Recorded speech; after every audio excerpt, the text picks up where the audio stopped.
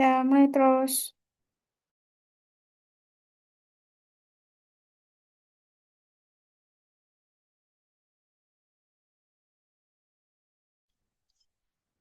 Assalamualaikum warahmatullahi wabarakatuh.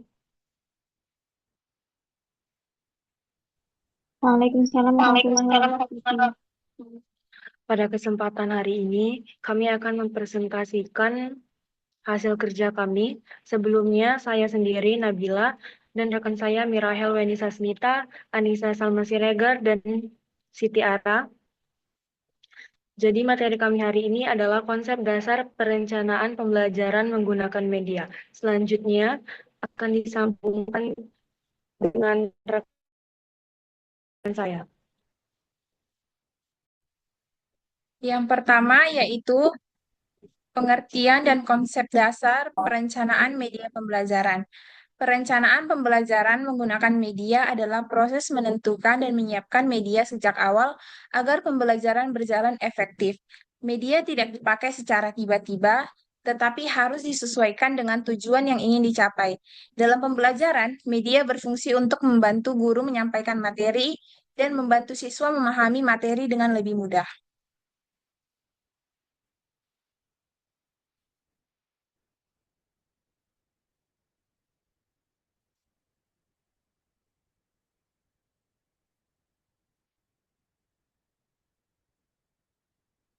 Selanjutnya yaitu karakteristik peserta didik pada berbagai jenjang pendidikan.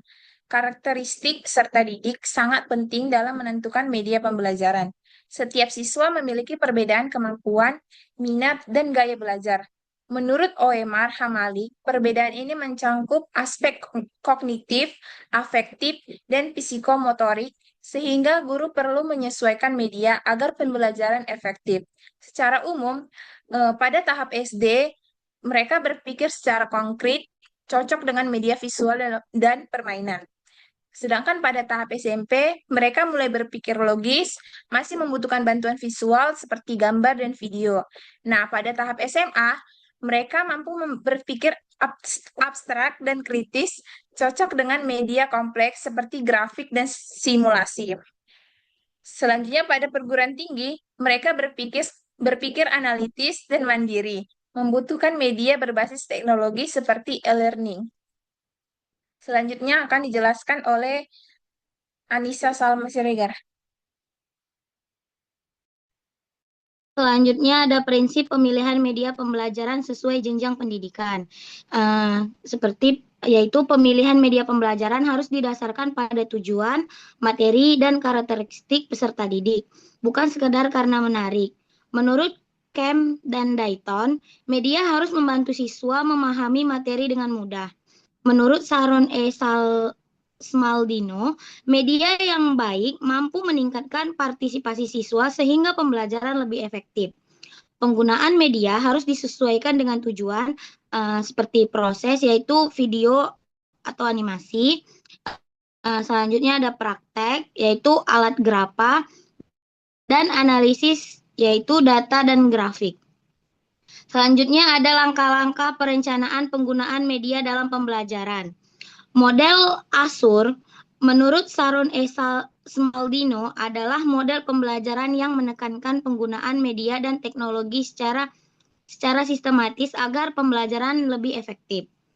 Langkah-langkahnya yaitu menganalisis karakteristik siswa, selanjutnya ada menentukan tujuan pembelajaran, memilih dan menyiapkan media, menggunakan media dengan melibatkan siswa aktif, melakukan evaluasi. Selanjutnya dibacakan oleh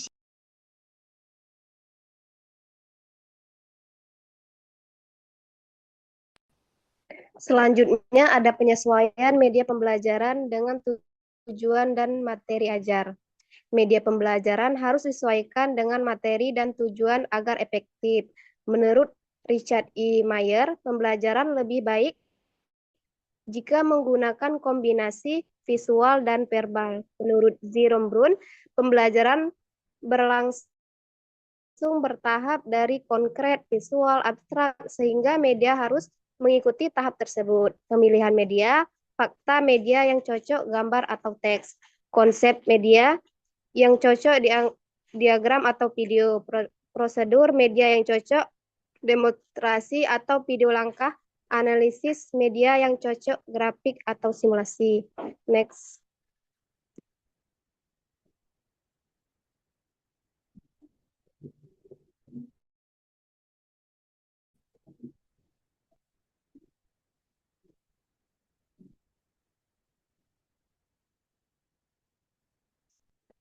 Contoh perencanaan pembelajaran menggunakan media.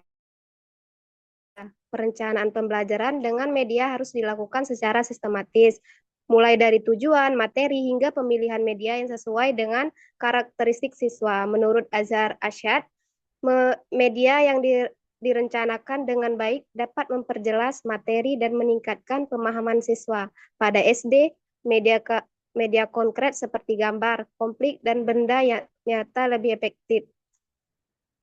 Pada SMP atau SMA, media dapat berupa video, presentasi digital, dan media interaktif yang mendorong diskusi dan analisis.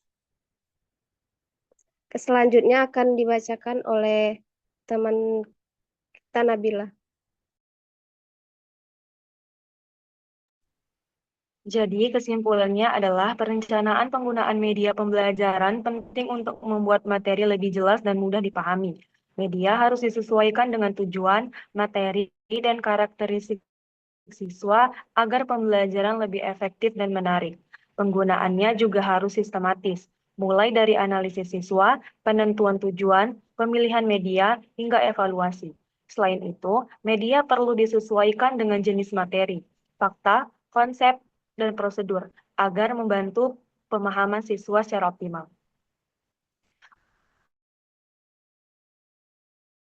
Mungkin teman ada yang kurang jelas atau ingin bertanya, kami persilakan.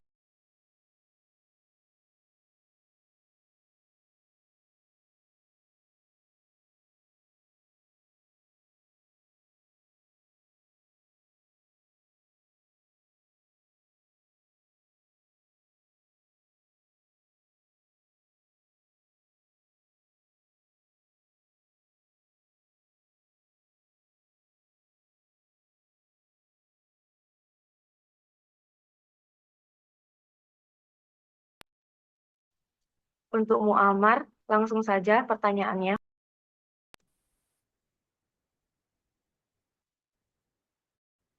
Baik, izin bertanya kepada kelompok ini. Jika karakteristik setiap peserta didik itu berbeda dan jenjang pendidikan mereka berbeda, kenapa masih banyak guru menggunakan media pembelajaran yang sama untuk siswa yang berbeda ini? Itu saja, terima kasih. Terima kasih untuk pertanyaannya, Muammar. Boleh pertanyaannya dikirim di kolom komentar ya. Terima kasih.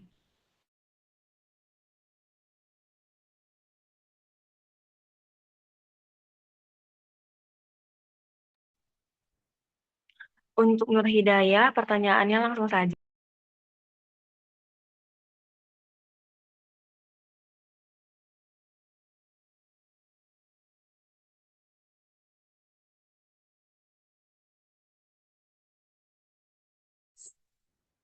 Baik, saya ingin bertanya, apakah ada siswa dengan kebutuhan khusus yang memerlukan adaptasi media tertentu?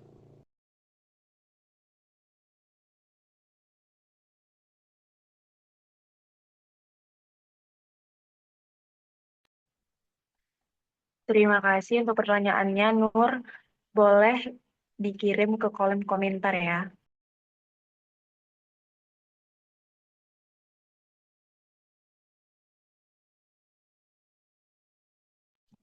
Nampaknya yang bertanya hanya 2 orang.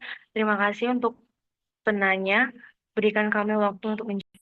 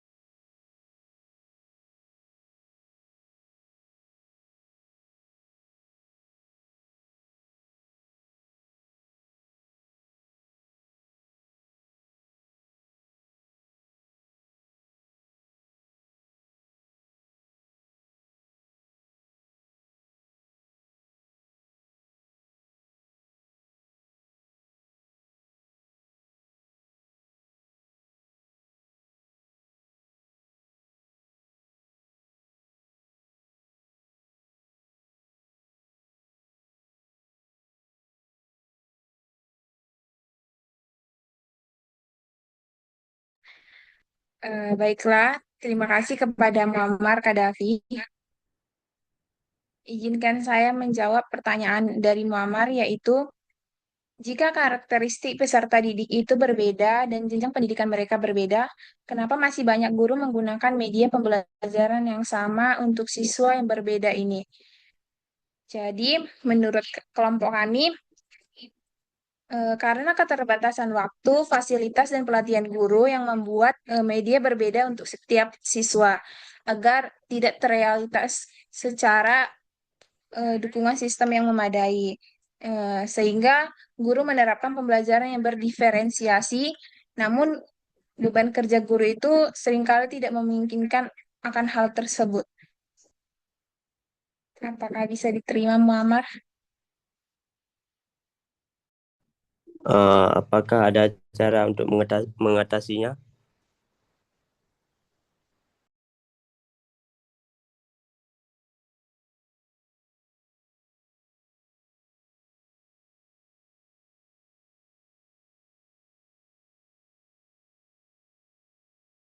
Baiklah, cara mengatasinya itu yaitu yang pertama ada yang guru aktif ikut pada pelatihan yang berdiferensiasi pembelajaran.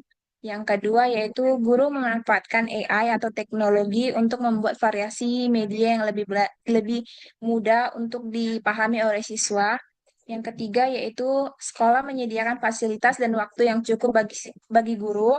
Yang keempat yaitu melakukan asesmen awal untuk mengenali kebutuhan setiap siswa itu agar proses pembelajaran dapat efektif dan terlaksana dengan baik. Bagaimana, Muammar? Apakah bisa diterima? Baik, jawaban bisa diterima untuk saat ini. Terima kasih atas jawabannya.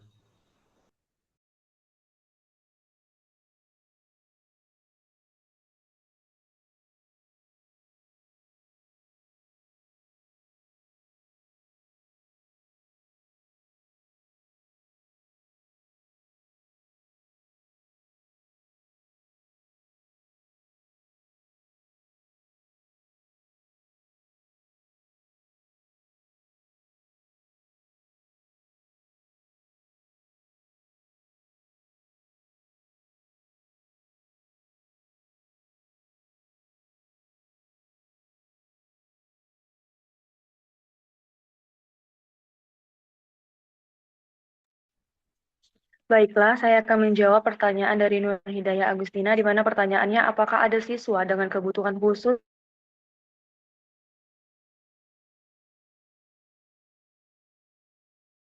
yang memerlukan gangguan penglihatan, memerlukan media visual, dan siswa dengan kesulitan belajar memerlukan media yang lebih sederhana dan interaktif.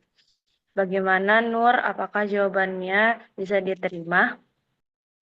Jawabannya dapat diterima. Terima kasih pada kelompok 9. Terima kasih kepada teman-teman yang bertanya. Mungkin cukup sekian presentasi dari kami, kelompok 8. Kami meminta maaf apabila banyak kekurangan dalam presentasi hari ini. Kami ucapkan wabillahi taufiq wal hidayah. Wassalamualaikum warahmatullahi wabarakatuh. Waalaikumsalam warahmatullahi wabarakatuh. Jangan keluar dulu ya, foto lagi.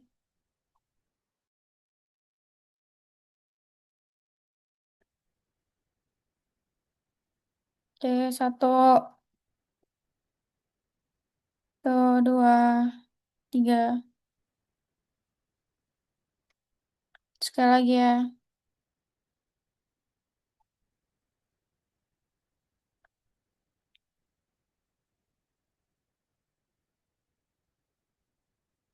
Satu, dua, tiga. Oke, makasih semua.